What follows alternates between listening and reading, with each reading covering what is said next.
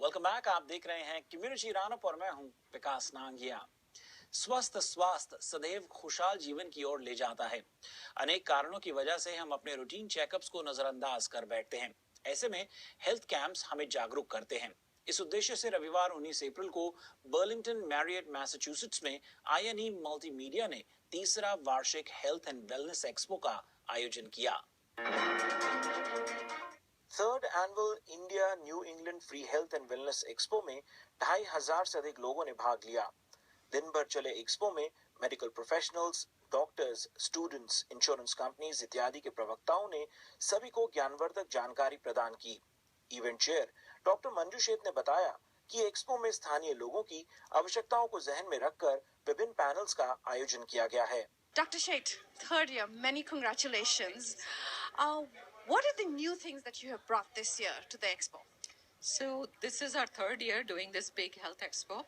Every year we bring new things depending on what the community asks from us. So it's pretty much popular demand. So this year we have become more inclusive of younger generation also. We have a panel discussion which is basically mostly focused on the teens and 20s. It's based on the White House Initiative for Health. So we'll have one of the ambassadors from there. So that's new. Then we have a neurology panel which is new with headache and strokes, and then women's health panel is new. But of course my something which is very very close to my heart, and I always say that this is no longer the world of medicine, it's the world of healthcare.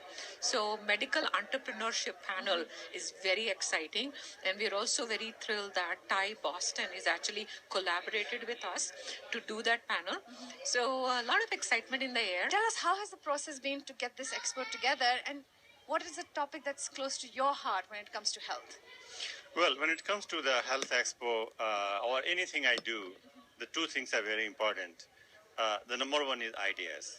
I love ideas. I come up with ideas. I take talk to friends, people, colleagues.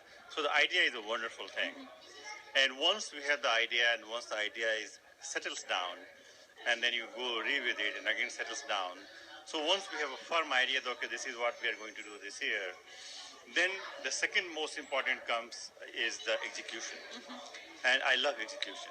So once the idea is there, once the infrastructure is in the place, then I just love to execute piece by piece, little thing by little things, to just make sure that everything goes smooth for our vendors, and it is a wonderful audience for the speakers, and wonderful experience for our attendees. Health and Wellness Expo में primary care, plastic surgery, asthma allergy, dentistry, bone, joint and muscle pain जैसे पहलुओं पर educational seminars आयोजित किए गए।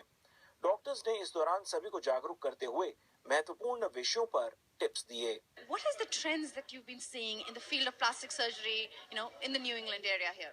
I think the majority of the trends are that plastic surgery is growing, and in majority of the cases it's not necessarily surgical, it's non-surgical, and there's a way that we can treat the aging face with a combination of non-surgical and surgical techniques to have a more youthful look.